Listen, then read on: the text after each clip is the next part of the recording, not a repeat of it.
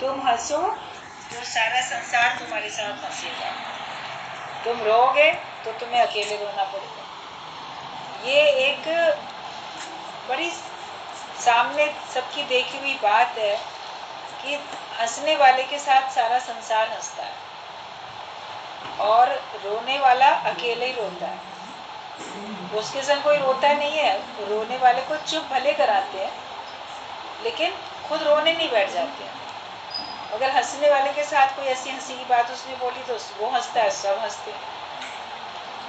तो अगर हम चाहते हैं कि मैं सबको प्रेम कर सकूं, सबको मित्रता कर सकूं, सबको अपना बनाऊं, तो उसके लिए हमको हंसमुख होना पड़ेगा, हमको हंसना पड़ेगा।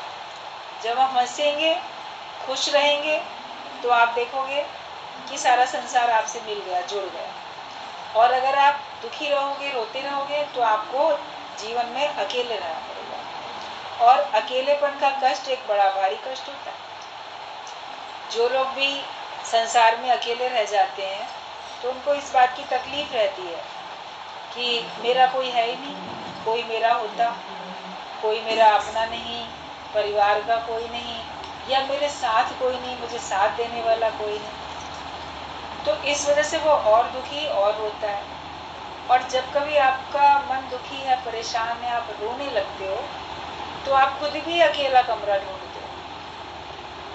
मन दुखी, आंसू बहा रहे तो चले जाओगे अपने कमरे में, कहीं बिस्तर पे लेट गए, किसी कोने में बैठ गए, मुंह भी अपना ढक लिया कि कोई ना देखने पाए। रोने में आपको किसी के साथ बैठना अच्छा भी नहीं लगता, कोई आपके पास आए तो अच्छा नहीं लगता। बोलोगे मुझे ना अकेला छोड़ दो, बोलोगे मेरे साथ मत रहो, सामने मत रहो, क्योंकि अकेले में ही आप रोते हो और रोना आपको अकेलेपन की तरफ लेके जाता है। अकेले रह जाओगे। साथ चलो सबके, सबको साथ लेके चलो। अपना जीवन ऐसा बनाओ कि सब तुम्हारे साथ साथ चलें। ब्रह्मज्ञानी ज्ञान के क्षेत्र में जब आगे बढ़ता है, भक्ति मार्ग से वो आगे बढ़ता है गुरु की शरण में जाके, तो अपने घर से मान लो अकेले आता है, लेकिन करते करते उसके साथ वो अपनी मंजिल पे जब पहुंचने लगता है, रास्ते में कितने लोग उससे जुड़ते चले जाते हैं, कितने लोग उसके अपने बनते चले जाते हैं। उसको फिर कोई छोड़ता ही नहीं है। जो ज्ञानवान होगा, ब्रह्मज्ञानी होगा, देखो उसके साथ उसके फॉलोवर्स चलेंगे, उसका साथ देंगे, उसका पीछा करेंगे, पीछा छोड़ेंगे नहीं उसका, अकेला नहीं छोड़ देंगे। तो ज्ञान के कारण से प्रसन्नता सबको बांटी, खुद भी प्रसन्न रहा, इस कारण से सब उसके अपने बनते चले जाते हैं। बच्चे आप किसी का भी गोद में लेके उसको खिला रहे हो, घुमा रहे हो, रोने लगता है तो कहते जाओ अपनी माँ के पास हो। आपसे चुप नहीं होता तो उस बच्चे को आप उस बच्चे की माँ की गोद में दे देते हो। रोते बच्चे को लेके आप बहुत देर नहीं घूमोगे कि उसकी माँ ही उसको चुप करा सकती है, या नहीं भी चुप होगा तो उसकी माँ जाने। किसी और की गोद में बच्चा बहुत रो रहा है तो कोई क्या समझेगा कि इसने ना सताया है इस बच्चे को, तभी रो रहा है। लेकिन माँ की गोद में रो रहा है तो क्या कोई बोलेगा कि माँ ने इसको सताया है तभी रो रहा है? कोई किसी दूसरे के बच्चे को चोरी कर लेता है। बच्चों की किडनैपिंग बहुत होती है और महिलाएं भी इसमें बड़ा सक्रिय भूमिका निभाती हैं आजकल। किसी अपने साथी पुरुष के साथ मिलके किसी के भी छोटे बच्चे को चोरी कर लेंगी और अपनी गोद में ले लेंगी और चल पड़ेंगी, तो देखने वाले सोचेंगे इसी का बच्चा है, रो रहा होगा। पुरुष अगर कोई बच्चे को लेके जा रहा है और रो रहा है तो फिर भी थोड़ा संदिग्ध लगेगा, महिला के पास होगा तो नहीं लगेगा। तो इतना तो अपराध बढ़ चुका है संसार में। छोटे छोटे बच्चे बिल्कुल सुरक्षित नहीं है, किसी भी उम्र का कोई भी व्यक्ति सुरक्षित नहीं है। तो रोने वाले के साथ कोई नहीं होता, इसलिए हमें रोना नहीं है, हमको हंसना है। और कोई अगर रो रहा है तो कारण जानने की कोशिश करो कि वो क्यों रो रहा है। उसके आंसू मैं पोंछ सकता हूँ कि नहीं, उसके आंसू मैं सुखा सकता हूँ कि नहीं, उसको उस दुख से मैं उबार सकता हूँ कि नहीं। अगर आप कर सकते हो तो उसकी मदद करो, ज्ञान से उसकी मदद करो। टेम्परेरी मदद तो जगत वाले बहुत कर लेते हैं, उसकी मुसीबत में काम आए, वक्त पे साथ दिया, खड़े हो गए। लेकिन गुरु हमको ज्ञान ऐसा देता है जो आजीवन हमारे साथ रहता है, और उस ज्ञान से हमारे अंदर का कष्ट चला जाता है, हम अंदर से प्रसन्नचित हो जाते हैं। आपको लगने लगता है कि दुख अब बना ही नहीं, दुख जैसे बना ही नहीं, दुख का नामो निशान ही नहीं है, संसार में दुख है ही नहीं, सुख ही सुख है। ये आपका अनुभव बन जाएगा। जो नए आएंगे सत्संग में उनको लगेगा ये असंभव बात है, हम कैसे कह सकते हैं कि दुख बना ही नहीं है। लेकिन जितना जितना ज्ञान को समझोगे, अपने सच्चे स्वरूप में आते जाओगे, तो आप देखोगे कि दुख बना कहाँ है। वो तो मैंने उसको माना, मैंने क्रिएट किया। हम ही अपने मन को ऐसी बातें सुनाते रहते हैं जिससे हमारा मन कष्ट में आता रहता है। अपनी आदत बुरी जो है इसको सुधार लो, आदत बुरी सुधार लो, बस हो गया बजा। आदत अपनी ऐसी बनाओ कि मन में दुख का विचार आने भी लगे तो उसको हम काट के सुख का विचार दे सकें। जो परमात्मा ने दिया, जो मिला है, उस पे नजर रखें। जो चला गया उसके लिए अफसोस कब तक करो, लेकिन आगे नुकसान ना होने पाए इसके लिए सावधानी रखो। तो अगर तुम प्रसन्नचित रहते हो तो परमात्मा भी तुमको शीघ्र मिल जाता है। प्रसन्नचित व्यक्ति को भगवान शीघ्र मिलता है, और प्रसन्नचित व्यक्ति को हर एक कोई अपने ग्रुप में शामिल करना चाहता है, अपनी महफिल में रखना चाहता है। आप कोई फंक्शन करो, कोई पार्टी करो, तो उसमें आप चुन चुन के सबको इनवाइट करते हो।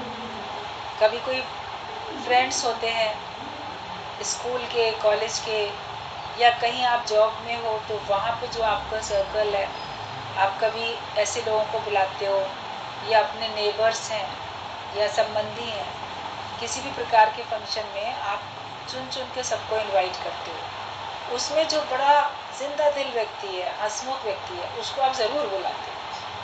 वो बड़ा अच्छा है, उसके आने से ना महफिल में जान आ जाती है, रौनक आ जाती है। लेकिन कोई देखो बड़ा घमंडी है, क्रोधी है, या हर समय अपना दुखड़ा रोता रहता है, रोने वाले को आप नहीं बुलाओगे कि रोने वाले को अगर मैं बुलाऊंगा तो बाकी सबका भी मज़ा किरकिरा हो जाएगा।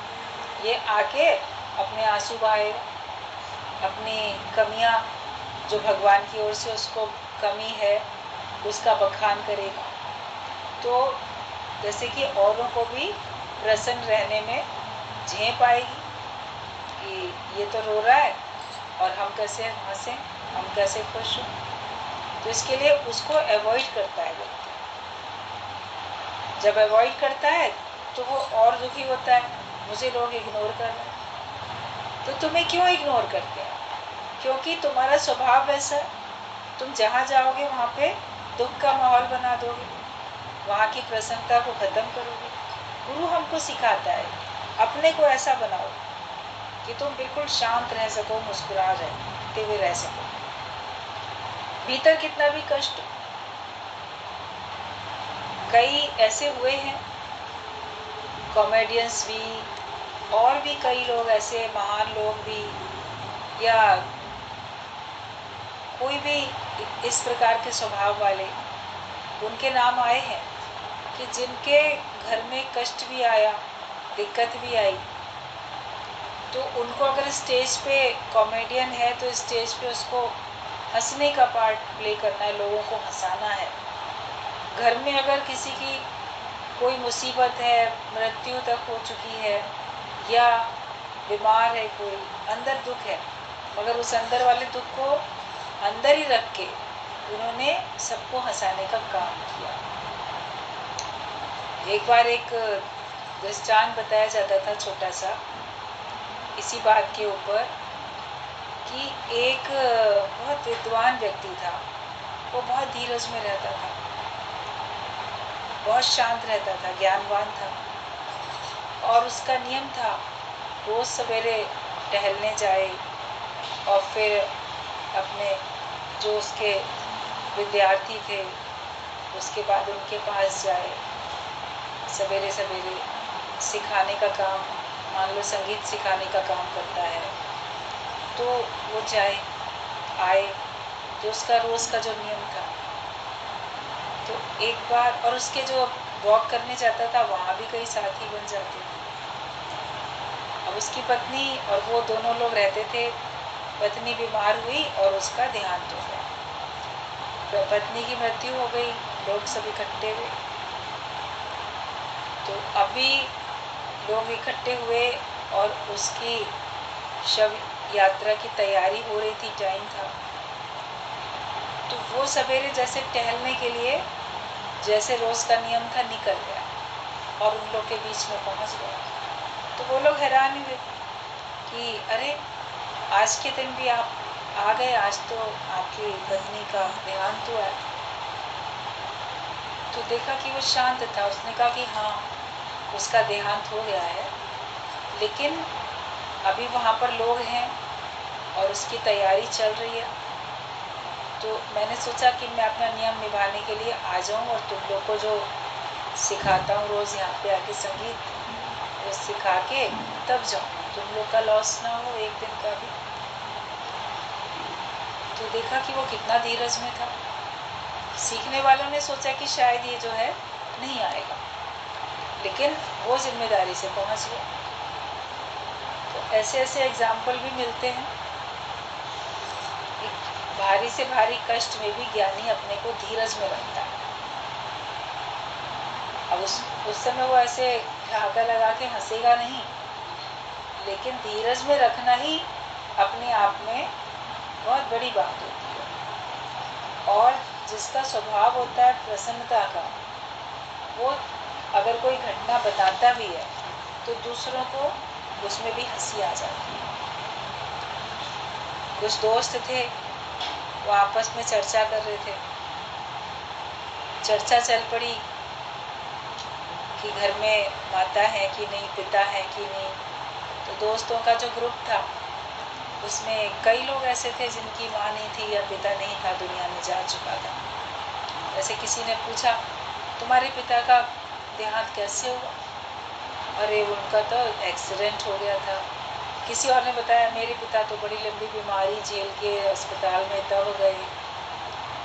तो किसी और को पता था कि दूसरा जो एक दोस्त बैठा है, उसका भी पिता की अभी नहीं है दुनिया में।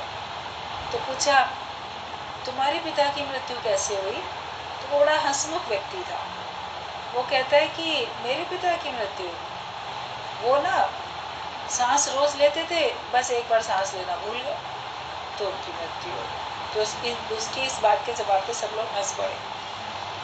तो बस वो क्या करते हैं, सांस लेते लेते बस वो ना एक बार सांस लेना भूल गए तो उनकी मृत्यु हो गई। तो उसने बताया तो, लेकिन उसके बताने में भी लोगों को हंसी आती, क्योंकि उसका स्वभाव ही बड़ा मजाकिया था। वो हर बात को बड़े लाइट मोड में लेता था। तो अपना स्वभाव ऐसा बना लो कि अगर अपनी परेशानी, अपने दुख का भी हमको वर्णन करना पड़े तो वो भी बड़े लाइट मूड में लो। बहुत खुद भी सीरियस नहीं रहो, दूसरों को भी सीरियस नहीं रखो, तो उससे माहौल ठीक रहा। वरना लोग अपना वर्णन बहुत ऐसा करते हैं, अगले लोग भी बहुत देर तक उसी गमगीन माहौल में चले जाते हैं। उसने बात हवा में उड़ा दी, बोले बस सांस लेना भूल गए, खत्म, उतनी बात बताई। तो ऐसा हम हंसमुख बन सकते हैं क्या? हैं क्या? अपने जो चला गया वो चला ही गया, उसको बहुत डिटेल में दूसरे को बताने से क्या मतलब है? अंदर हम उसको सत्य मान के बैठे हैं, हम उससे बड़े आहत हैं, बहुत दुखी हैं, तो हम बहुत डिटेल में बताते हैं। शॉर्ट से शॉर्ट में अपने दुख का वर्णन करो अगर किसी को बताना है तो। और सुखों का भी, माया के सुखों का भी बहुत लंबा चौड़ा वर्णन नहीं करो, वरना आप अपने सुखों का बखान करते करते अहंकार में और श्रेष्ठता में आओगे। दुखों का बहुत लंबा चौड़ा वर्णन करोगे तो निराशा में और हीन भावना में आओगे। दोनों ही बातों का वर्णन हमें शॉर्ट में करना चाहिए। आप ज्ञान की बातें जितनी लंबी चौड़ी करो उतना अच्छा। या माहौल को खुशनुमा बनाने के लिए आप कुछ भी अच्छी अच्छी बात करो, हंसी वाली बात करो, लाइट मूड में खुद भी रहो और दूसरों को भी लाइट मूड में रखो। गुरु का ये कहना होता है, और ये वो गुरु बता देते हैं कि you laugh and the world will laugh with you. अगर तुम हंसोगे, खुश रहोगे, तो सारा संसार तुम्हारे साथ खुश रहेगा और तुमको खुशियाँ देगा, तुम्हारे साथ वो हंसेगा, खुश रहेगा सारा संसार। और अगर तुम रोते हो तो तुमको फिर अकेले ही रोना पड़ेगा, तुम्हारे संग रोएगा कोई भी नहीं। निराश होने की जरूरत नहीं कि सुख के सब साथी दुख में न कोई। दुख में वो दुख को दूर करने की कोशिश कर सकते हैं, मगर तुम्हारे संग अगर सब लोग आंसू बहाना शुरू कर दें तो क्या दुख खत्म हो जाएगा। एक बार सत्संग में एक आने लगे थे, तो वो पहले से ही बहुत धीरज में थे, आर्मी ऑफिसर थे। तो उनका इकलौता यंग बेटे की वाइफ, छोटा सा बच्चा था उसका, एकदम यंग लड़का, वो ऐसे एक्सीडेंटली कहीं स्विमिंग पूल में या कैसे कहीं गया था, तो वहाँ पे उसकी डूब जाने से मृत्यु हुई अचानक से। अब जाता तो था स्विमिंग पूल में रोज स्विमिंग करने, उस दिन पता नहीं क्या कुछ हुआ, तो ऐसे उसकी मृत्यु हो गई। अब सब लोग बहुत, पत्नी उनकी बड़ा रोए, बेटा चला गया दुनिया से, बेटे की पत्नी भी, और सब लोग काफ़ी दुखी हो रहे थे। तो उस वक्त हालांकि वो ऐसे कोई सत्संग में नहीं आए थे, लेकिन उन्होंने, जितने लोग सब ऐसे रो रहे थे, खुद पिता होते हुए उन्होंने ऐसे चुप कराया, बोले देखो रोने से अगर ये वापस आ जाए तो मैं भी, और मैं अपनी पूरी यूनिट को बुला लूँगा। ये ऑफिसर थे, उनके अंडर में कितने सारे सैनिक जवान, पूरी यूनिट के लोग थे, उनको सबको बुला के सब लोग खूब आंसू बहा के रो लेंगे। लेकिन ये बताओ क्या रोने से वो वापस आएगा, उसके प्राण इस शरीर में आ जाएंगे। इसलिए रोना बंद करो। दुख है वो तो है ही, मगर जो इतना विलाप होता है, इतना रोना, लोग इतना रोते हैं, कंट्रोल नहीं कर पाते, तो उन्होंने इतनी अच्छी बात बोली। उनके अड़ोस पड़ोस के लोग भी कुछ सत्संग में आते थे, सत्संग में थे। फिर उसके बाद वो लोग काफ़ी समय तक, उनके घर में भी सत्संग होता था, गुरुजी जाते थे, वो लोग भी आते थे, वो पति पत्नी, उनकी बहू, सब आते थे, और काफ़ी समय तक। फिर लखनऊ से उठ के वो लोग दूसरे शहर कहीं और, दिल्ली वगैरह कहीं चले गए। फिर आयु तो सभी की है, समय पे तो सभी लोग जाते हैं, मगर ज्ञान से हर एक ने अपने को इतना स्थिर रखा, और उस समय भी ऐसा जवाब दिया सबको कि रोने से अगर कोई पलट के आ जाए तो भले रो, जब रोने से कोई आएगा नहीं तो रोने से का मतलब क्या।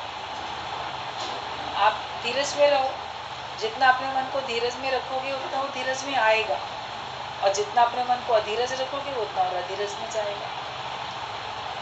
तो अकेलेपन से अगर दूर अपने को करना चाहते हो तो अपने स्वभाव को बदलो, अपना स्वभाव हंसमुख बनाओ। मीनिंग ऑफ लव, प्रेम का मीनिंग बताया है। जैसे लव लिखने में LOVE 4 अक्षर होते हैं, 4 स्पेलिंग एक साथ मिला के अल्फाबेट्स, तो ये लव बनता है। तो लव के लिए बताया, L से लुक, देखो, O मतलब ऑब्जर्व करो, और V मतलब वेरीफाई करो, और E एंजॉय योर लाइफ। ये हमको सिखाता है कि आप प्रेम में अगर हो, आपको प्रेम में रहना है, तो आप पहले देखोगे, और फिर उसको आप ऑब्जर्व करो, उसको अच्छी तरह से उसको जांचो, परखो, और फिर उसको वेरीफाई भी कर लो कि हाँ ये सही है कि नहीं सही है, और उसके बाद अपनी लाइफ को एंजॉय करो। तब आपके अंदर का प्रेम है और प्रेम बना रहेगा। हम आँख खोल के चारों तरफ देखते नहीं हैं, और किसी को हम जांचते परखते भी नहीं हैं, ऑब्जर्व भी नहीं करते, और उसको हम वेरीफाई भी नहीं करते कि हाँ प्रमाणित हो गया कि ये ठीक है, तो फिर लाइफ में एंजॉयमेंट होता नहीं। माया को देख तो सब रहे हैं, लेकिन माया को ऑब्जर्व नहीं कर रहे हैं, उसको ऑब्जर्व नहीं करते और उसको वेरीफाई नहीं करते, इसीलिए लाइफ एंजॉयबल नहीं होती है। माया के हमको दिखते रहते हैं सुख, मगर दिख तो सबको है माया, किसको है जो माया दिखाई नहीं देती। चारों तरफ माया दिखनी पड़ी है, माया के सुख भी चारों तरफ है, मगर हम सिर्फ देख लेते हैं, उनको हम परखते नहीं, ऑब्जर्व नहीं करते। इसमें सुख है कि नहीं है।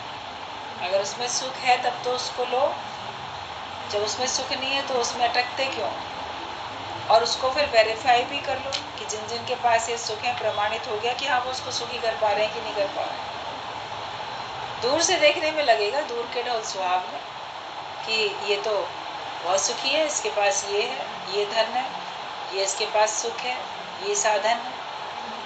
लेकिन उसको हमें वो सुख कब तक रहेगा और कितना तुम्हें सुखी कर पाएगा, इस बात को भी तो वेरीफाई करो, वो भी तो तुमको प्रमाण मिल जाए, तब उसके बाद तुम देखोगे। तो माया में तो होता नहीं, ना लोग ऑब्जर्व करते ना वेरीफाई करते, तो लाइफ उनकी सारे माया के सुख होने पर भी उनको सुख का अनुभव नहीं हो पाता, लाइफ उनकी ऐसी जाती है। लेकिन जब हम ज्ञान में आते हैं, हम सत्संग को देखते हैं, हम शाश्वत सुख की तरफ देखते हैं, उसको भी देखते हैं, तो उसको भी ऑब्जर्व करते हैं।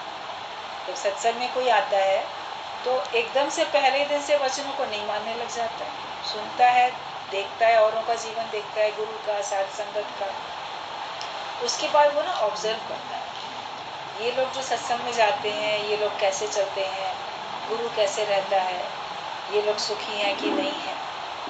लोग आते हैं सत्संग में तो भी एक दूसरे को जांचते परखते हैं, बल्कि जो लोग नहीं आते हैं वो लोग भी जांचते परखते हैं। जब हम लोग नए नए सत्संग में जाते थे तो जाते समय तो जिसको जब टाइम मिला अपने अपने घर से सब निकला और चला गया। वापसी में सत्संग समाप्त होने पे एक एक तरफ के लोग जिनका घर आसपास है वो लोग सब एक साथ निकल आते थे। तो वापसी में भी टहलते टहलते आते थे, बहुत दूर नहीं था, सब लोग टहलते टहलते आपस में बात करते करते आते थे। तो हमारे घर के सामने जो घर था वहाँ से भी एक आंटी आती थी सत्संग में। तो वो जब वापस लौटते थे, हम लोग सब लोग जो भी 4-8 लोग जो होते थे, तो वो दूसरी तीसरी मंजिल पे कहाँ उसका रूम था, वो ऐसे सड़क दूर तक दिखती थी, वो ऑब्जर्व करता था, देखता रहता। तो एक दिन अपनी माँ से कहता है कि आखिरकार तुम लोग वहाँ क्या सुनती हो। कोई सिनेमा हॉल में भी जाता है, 2 घंटे 3 घंटे बैठता है, उसके बाद आता है तो वो थका थका आता है, और तुम लोग जाते हो जब लौटते हो तो इतने खिलखिलाते हंसते हुए आते हो, इतने खुश खुश आते हो। तो आखिरकार ऐसा क्या सुनते हो तुम लोग, इतने खुश दिखते हो तुम लोग, इतनी देर वहाँ बैठ के सुन सुन के थके नहीं। तो उसकी माँ ने कहा तुम भी कभी चलोगे तुमको पता चलेगा हम लोग क्या सुन के आए। क्योंकि जितने लोग वापस आते थे सबके चेहरे खिले खिले होते थे, सत्संग सुन के आए, कितनी अच्छी बात सुनी। और ये जो गुरुजी की बात थी कि वापसी में जाओ तो सत्संग की ही चर्चा करके जाओ, तो सब सत्संग की चर्चा करते थे, अपने निश्चय की बात बताते थे, गुरु की महिमा गाते थे। तो इन सब की चर्चा करने में और सुनने में तो मन और खुश होता है ना। अगर वहीं पे आप माया की बातें करते हुए आओगे तो आपके चेहरे की प्रसन्नता खत्म हो जाएगी, चेहरे की चमक खत्म हो जाएगी। तो लोग दूर से भी ऑब्जर्व करते हैं, जो नहीं भी आते हैं सत्संग में वो भी, और जो आते हैं वो भी। आप ही का मन बोलेगा ये इतने साल से आ रहा है, यही नहीं अभी तक बना, यही नहीं सुधरा, तो क्या हम सुधर जाएंगे, क्या हमारा निश्चय हो जाएगा। तो ऑब्जर्व करता है ना व्यक्ति एक एक को। हालांकि गुरु का कहना होता है कि तुम अपने को देखो और गुरु को देखो। हो सकता है उसने अपने ऊपर कृपा नहीं की है तो नहीं सुधरा है अभी तक, तुम अपने पे कृपा कर लो, तुम आज ही सुधर जाओ। सबको अगर देखने में चलोगे तो कभी आपकी उन्नति में रुकावट भी आ सकती है। लेकिन फिर भी आते हैं शुरू में तो हम इस वाले सुख को भी तो ऑब्जर्व करते हैं कि वाकई में, और खुद अपने जीवन को देख करके गुरु के ज्ञान पे यकीन हुआ। थोड़ा थोड़ा भी ज्ञान आपके अंदर जाता है तो आपको जैसे दिखता है कि सही बात है कि अगर मेरे अंदर ये विचार आया तो उस विचार ने मुझे कितना प्रसन्न कर दिया, कितना दुखों से मुझे छुड़ा दिया। मैं आत्मा हूँ ये विचार आपने भूले से भी अपने को दे दिया। अभी आत्मा का निश्चय हुआ नहीं, आपने झूठ भी अपने को बोल दिया, अरे ठीक है मैं देह नहीं हूँ ना, मैं आत्मा हूँ, गुरु कहते हैं, तो भी आप देखोगे आपका दुख कितना हल्का हो जाता है, कितना कम हो जाता है।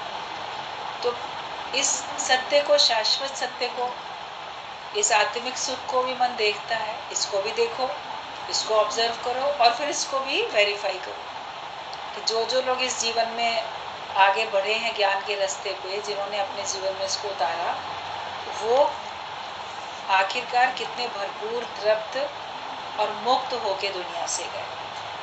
प्रमाणित हो जाता है ना ये ज्ञान और ज्ञान का सुख, इसका भी हमें प्रमाण मिल जाता है और फिर हम इसको अपना लेते हैं तो फिर हमारा जीवन खुशहाल बनता है, फिर हम अपनी लाइफ को एंजॉय कर पाते हैं। तब आपके अंदर में वास्तव में आत्मिक प्रेम आ जाता है, फिर हम सबको प्रेम कर पाते हैं। लव एंड बी लव्ड, आप प्रेम करो और आप प्यारे बनोगे।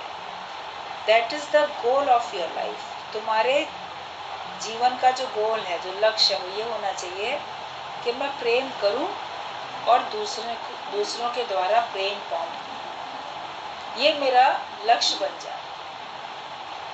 जब ये लक्ष्य बनेगा तो आप जो पाना चाहते हो वो पहले देना शुरू करोगे। ये निश्चित पक्की बात है, 1 दोगे 10 पाओगे। 1 बीज धरती में डालते हो तो आपको 10 गुना होके मिल जाता है। 10 गुना क्या, पता नहीं अनगिनत कितने भी गुना होके मिलता है। लेकिन ये तो एक मोटे तौर पे बात बोली गई, 1 देवे 10 पावे। तो आप प्रेम की एक भावना रखो, आपको 10 गुना प्रेम मिलेगा। तो आप अपने आप को अगर चाहते हो कि सारा संसार तुमको प्रेम करे, तो उसके लिए तुमको पहले देना शुरू करना पड़ेगा। जो दोगे वही पाओगे। हम देते कुछ और है, पाना कुछ और चाहते हैं।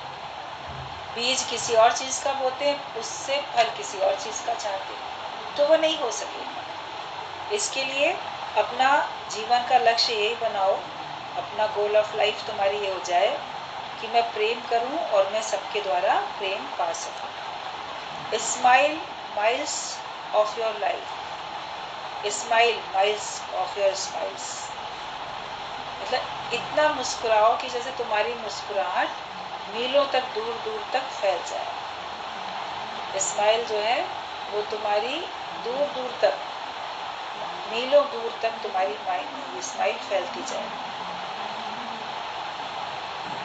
This is your morning exercise. ये तुम्हारी मॉर्निंग एक्सरसाइज बन जाए, सवेरे की जो एक्सरसाइज है। और एक्सरसाइज सब जरूरी है करनी, जो आपके लिए जरूरी है वो सब आप करो, लेकिन उन सब में सबसे ज़्यादा ज़रूरी जो एक्सरसाइज है, मॉर्निंग एक्सरसाइज, वो है स्माइल। मुस्कुराना सबसे ज़रूरी एक्सरसाइज है। और अगर आप मुस्कुराते हो तो ये आपकी फेशियल एक्सरसाइज बन जाती है। आपको ब्यूटी पार्लर में जाके फेशियल कराने की ज़रूरत नहीं पड़ेगी अगर आप मुस्कुराते हो। मुस्कुराने से ही आपकी फेशियल हो जा रही है। तो अगर चाहते हो आपके चेहरे पे चमक रहे, चेहरे पे झुर्रियाँ ना रहे, तो आपको मुस्कुराना पड़ेगा। और आपकी मुस्कुराहट लोगों को दूर दूर तक याद रहे। Smile miles of miles you smile, मीलों मीलों दूर तक तुम मुस्कुरा रहे हो, मतलब कि तुम्हारी मुस्कुराहट मीलों दूर तक फैली हुई है।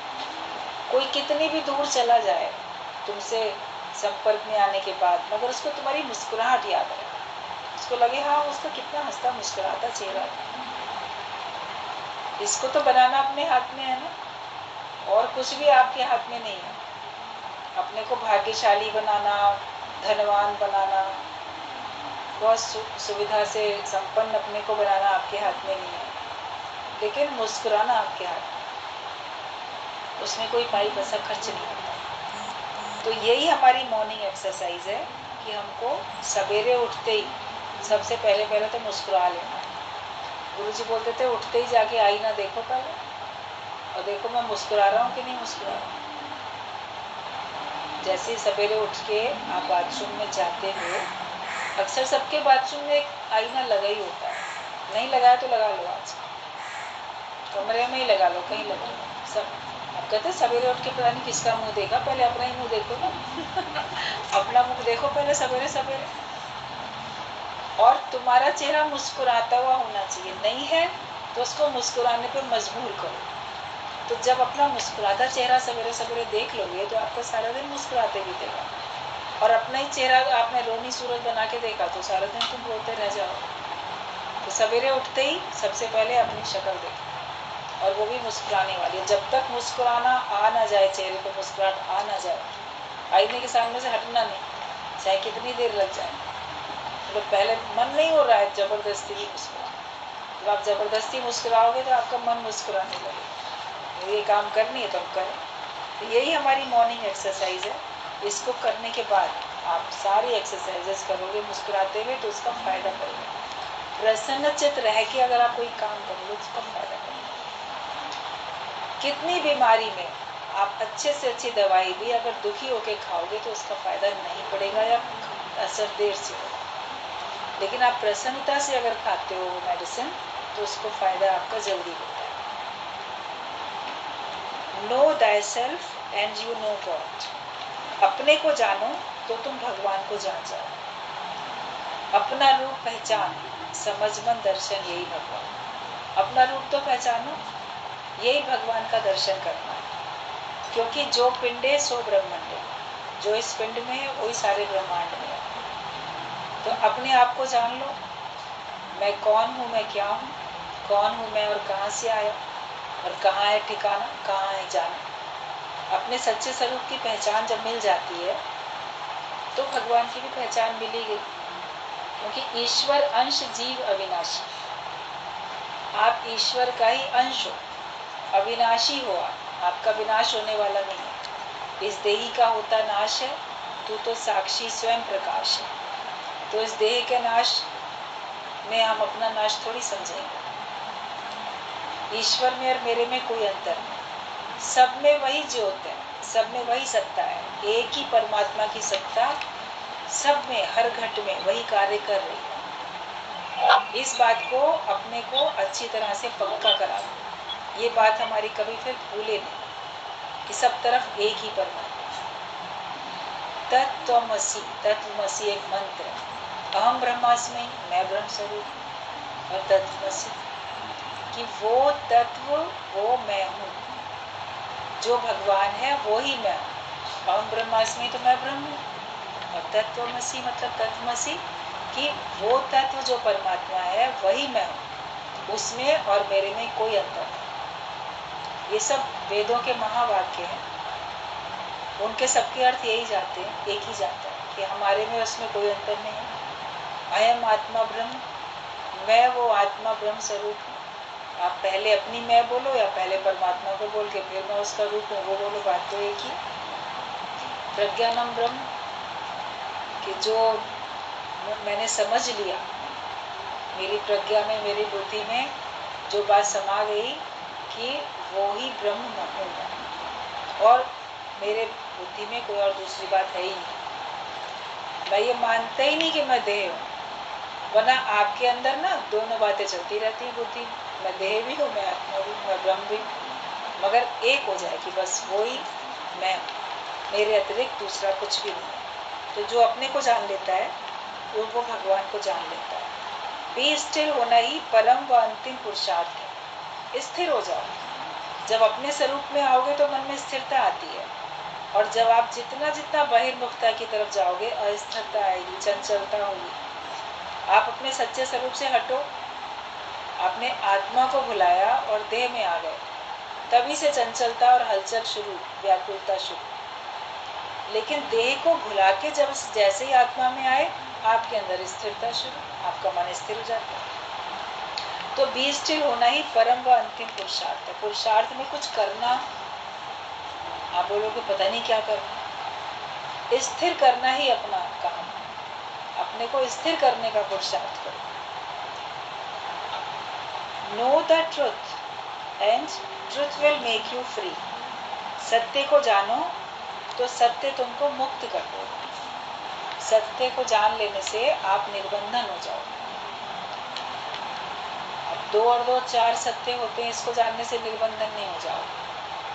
लेकिन जो सदा रहने वाला है वो ही सत्य है, उसको जान लेने से तुम निर्बंधन हो सकते हो। तो सत्य में टिको मतलब ब्रह्म में टिको, आत्मा में टिको, भगवान में टिक जाओ। भगवान ही सत्य है, उसके अलावा और कुछ भी। माया तो सत्य है नहीं, वो परिवर्तनशील है, वो आती जाती रहती है। तो इसके लिए सत्य को जानो, और सत्य को जानोगे तो तुम मुक्त हो जाओगे। सच्चा योग है परमात्मा से सदैव जुड़े रहना। जो हमारा सच्चा योग है वो परमात्मा से सदैव जुड़े रहना। थोड़ी देर के लिए तो आपका योग लगता है, उसके बाद फिर आप माया में चले जाते हो, फिर आपका कनेक्शन परमात्मा से हट जाता है। तो परमात्मा से हमारा कनेक्शन हटे नहीं। एक बार अगर हमने भगवान को जाना, ज्ञान को समझा, तो हम इसी में अपना जीवन लगाएं। कि सच्चा योग वही है कि परमात्मा से सदैव जुड़े रहना, गुरु से प्रीत अंत तक रहे। क्योंकि कभी कभी स्टॉक चेकिंग भी होती रहती है।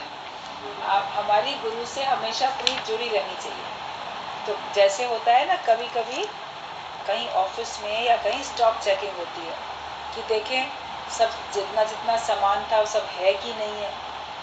आके कोई चेकिंग करने वाला आके चेक करता है, जो खरीदा जो बेचा सबका हिसाब किताब होना चाहिए। इतना बचा हुआ है माल तो इतना है कि नहीं है। तो स्टॉक चेकिंग होती है ना कभी कभी दुनिया में भी। तो तुम्हारी गुरु से भगवान से अंत तक प्रीत जुड़ी रहनी चाहिए। क्योंकि कभी कभी स्टॉक चेकिंग भी होती है, मतलब भगवान कोई परिस्थिति लाके तुम्हारी स्थिति को चेक कर लेता है कि देखें इनके अंदर ज्ञान है कि नहीं, देखें इनके अंदर प्रेम है कि नहीं। यही तुम्हारी स्टॉक की चेकिंग होगी। तुमने अंदर कितना ज्ञान भरा, तुमने अंदर कितना प्रेम भरा। तो वो हमेशा रहना चाहिए। ये ना हो कोई परिस्थिति आई भगवान से विश्वास हट गया, कोई बात हुई गुरु से प्रेम खत्म हो गया, कोई एक परिस्थिति ऐसी आती है आपका दुनिया से विश्वास खत्म हो जाता है। लेकिन अंत तक हमारा विश्वास बना रहे। और ये स्टॉक चेकिंग कभी भी हो तो मेरे अंदर ज्ञान भरपूर मिले, मेरे अंदर ज्ञान की कमी ना उस समय कोई देख पाए। परिस्थिति कैसी भी आए मैं अपने आप को उस परिस्थिति में भी अडोल रख सकूं, स्थिर रख सकूं। तो गुरु से प्रीत अंत तक रहे, परमात्मा से सदैव जुड़े रहे।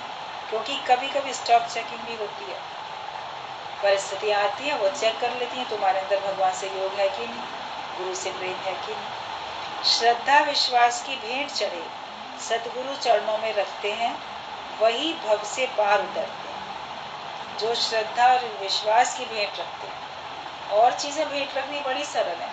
गुरु के आगे आपने कोई फल, मिठाई, प्रसाद, रुमाल, कोई धन, कोई पैसा, लिफाफा कुछ रख दिया, ये तो बड़ी सरल बात है। लेकिन उसके आगे उसके चरणों में अपनी श्रद्धा, अपना विश्वास भेंट किया कि मैं आपके प्रति विश्वास पूरा रखता हूँ, मेरी आपके प्रति श्रद्धा है। तो श्रद्धा विश्वास की भेंट चढ़े, जो उसको दे देता है और खुद भी श्रद्धा और विश्वास में ही रहता है, उसी की सवारी करता है। तो वो श्रद्धा विश्वास की भेंट चढ़े सतगुरु चरणों में रखते हैं, उसी को गुरु के चरणों में रख देते हैं, वही भव से पार उतरते हैं और उनको ही मंजिल मिलती है। अगर आपके अंदर श्रद्धा विश्वास नहीं तो आपको अपनी मंजिल नहीं मिलने वाली। सुख शांति उनको मिलती है। आगे बढ़ा कदम, रुकना तेरा काम नहीं, चलना तेरी शान। कदम आगे बढ़ाते जाओ, ज्ञान के मार्ग में रुकना तुम्हारा काम नहीं है। कभी कभी क्या होता है, थोड़ी सी उपलब्धियां, थोड़े सुख मिल जाते हैं तो सत्संग की तरफ से ढीले पड़ जाते हैं। अब तो ज्ञान हो गया, अब तो सब कुछ परिस्थितियां ठीक चल रही हैं, अब तो बड़े मस्त बैठे हैं, बड़े खुश बैठे हैं, कोई दुख नहीं, कोई परेशानी नहीं, तो यहीं पर रुक जाते हैं। ये रुकना तुम्हारा काम है। अंत तक परमार्थ के कार्य में हमको अपने को लगा के रखना। आगे से आगे कदम बढ़ाते जाओ। बीच बीच में स्पीड ब्रेकर भी आते हैं, लेकिन तुम्हें रुकना नहीं।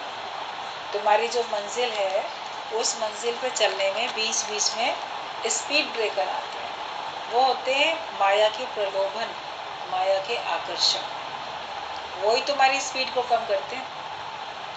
एक लड़की बहुत तेज दौड़ती थी, उसने कहा जो दौड़ में हराएगा उसी के साथ शादी करूंगी। अब उसको रोकने के लिए क्या उपाय किया गया, सबको पता है दृष्टांत। बीच बीच में सोने की ईंटें रख दी गई। तो वो सोने की ईंटें प्रलोभन थी ना, तेजी से दौड़ी, अरे सोने की ईंट रास्ते में पड़ी है, उठा लेते, बांध ली अपने पल्लू में, आगे दौड़ी, फिर अभारी हो गई तो स्लो हो गई, हार गई। तो हम भी भगवान के रास्ते पे आगे बढ़ते हैं तो ये प्रलोभन के स्पीड ब्रेकर आते हैं, उसमें हमारी स्पीड जो भगवान की तरफ जाने की थी वो रुक जाती है।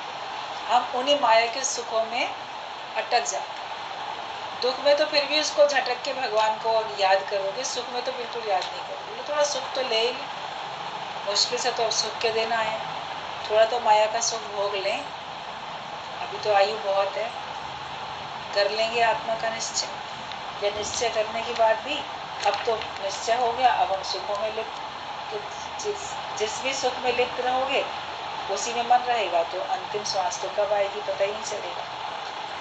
तो जो भी आपके स्पीड ब्रेकर आपकी लाइफ में आते हैं, जो भी बंधन माया के आते हैं, उसमें रुको नहीं, आगे बढ़ते चलो। तुम पर सभी धीरज व प्रेम से आगे बढ़ते चलो। तुम सभी धीरज और प्रेम से आगे बढ़ते चलो। व्यवहार को भी परमार्थ का रंग लगा दो। तुम्हारे ऊपर जो भी परिस्थिति आती है दुख सुख की, उसमें रुको नहीं, आगे बढ़ो और धीरज व प्रेम से आगे बढ़ते चलो। अपने अंदर धीरज हमेशा रहना चाहिए, कभी भी अधीरज ना हो। और व्यवहार को भी परमार्थ का रंग लगाओ। जो तुम्हारा व्यवहार है माया वालों के साथ, उसमें भी परमार्थ का रंग लगाओ। परमार्थ का रंग लगाने का मतलब है कि आप उसमें भी अटको नहीं, उसमें भी भगवान को भूलो नहीं, और उस कार्य को करते हुए भी आप उस कार्य में भी भगवान का भाव, और जिनके प्रति व्यवहार हो रहा है उनके प्रति भी भगवान का भाव, भगवत भाव से ही आगे बढ़ो। सबको इस राह में जोड़ते चलो, ज्ञान की राह में हर एक को जोड़ते चलो, तो होगा। व्यवहार को भी आपने परमार्थ का रंग लगा दिया। किसी भी बहाने से, किसी मौके से संबंधियों के बीच बैठना होता है, इकट्ठे बैठते हैं, या जो सत्संग में नहीं आते उनके बीच में आपको बैठना पड़ता है, तो वहां पर भी आप अपने ज्ञान को प्रकट करो, उनके अंदर भी ज्ञान की ज्योत जलाने का कार्य करो। तो ये होता है व्यवहार को परमार्थ का रंग। तो आप उसमें अटकोगे नहीं, आप बोलोगे भगवान ने मुझे इनके बीच में बैठाया, अगर बिठाया है तो अपने कार्य करने के लिए बिठाया। मैं जो इनके बीच में बैठा हूँ तो ज्ञान का कार्य करने के लिए बैठा। इस बहाने से इन लोगों के साथ मुलाकात हुई है, तो इन सबको ज्ञान का संदेश भगवान का मुझे देना है। तो फिर आप फंसोगे नहीं, माया में अटकोगे नहीं, आपकी उन्नति हमेशा होती रहेगी। तो कहीं भी व्यवहार से आप अगर मान लो जाना आना होता है, संसार की व्यवहारिकता में पढ़ो नहीं, पढ़ो तो कम समय के लिए पढ़ो, लेकिन जितने समय के लिए भी आपको व्यवहार में जगत में समय देना पड़ता है, उसमें भी भगवत भाव आपका हमेशा रहना चाहिए।